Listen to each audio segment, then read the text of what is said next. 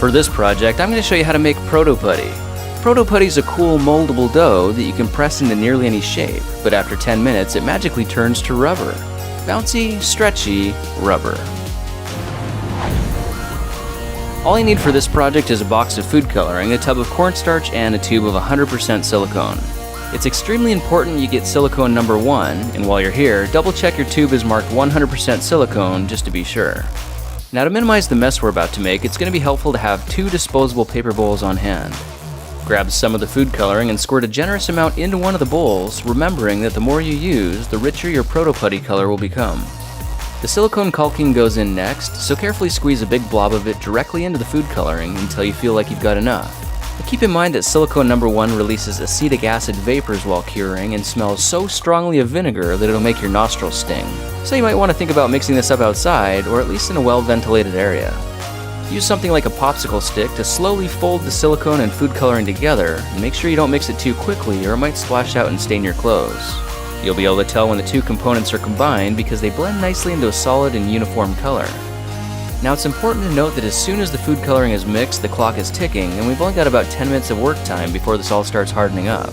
But the problem is, this stuff's ridiculously sticky and extremely difficult to work with.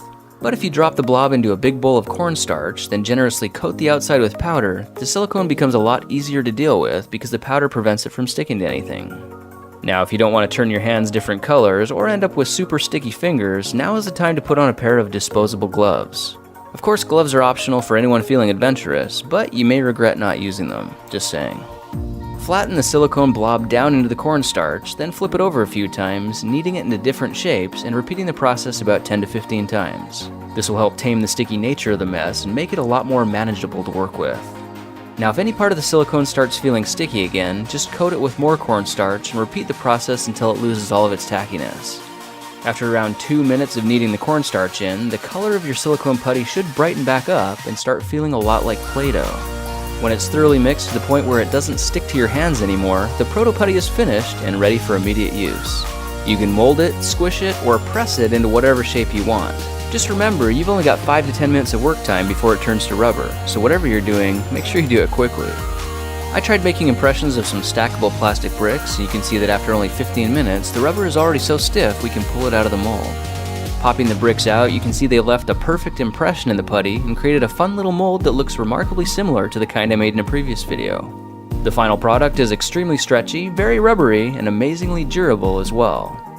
Now this idea works because general purpose silicone is activated by moisture, so by blending in a generous amount of food coloring, the silicone gets triggered and instantly begins the curing process.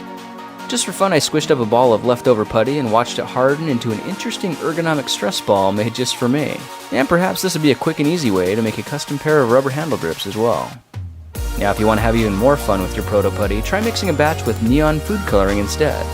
I used neon green to make a batch and press it over an acrylic mold I designed for a different project, then gently wrap the edges up around the sides to let it set.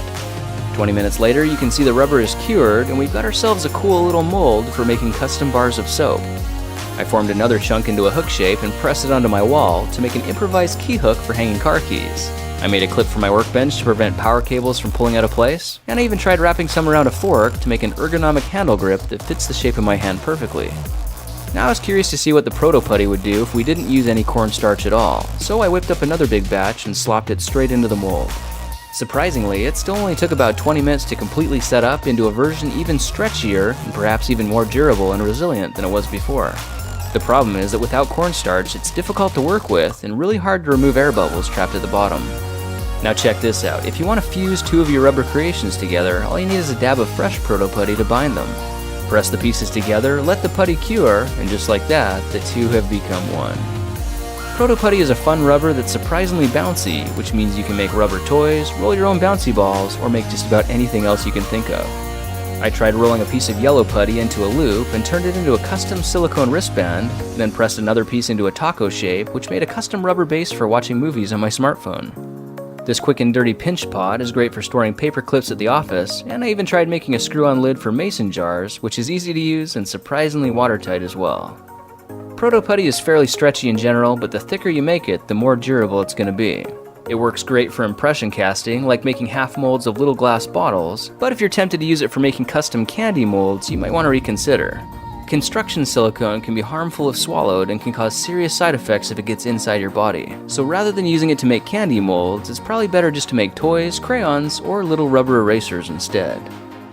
Well, now you know how to use a few simple and very common materials to make huge batches of proto-putty on a budget, so you can channel your power of creation and make anything you want. By the way, there's a different kind of food-grade silicone you can use for making candies, and I'll put a link in the description to where you can find it. Well, that's it for now. If you like this project, perhaps you like some of my others. Check them out at thekingofrandom.com.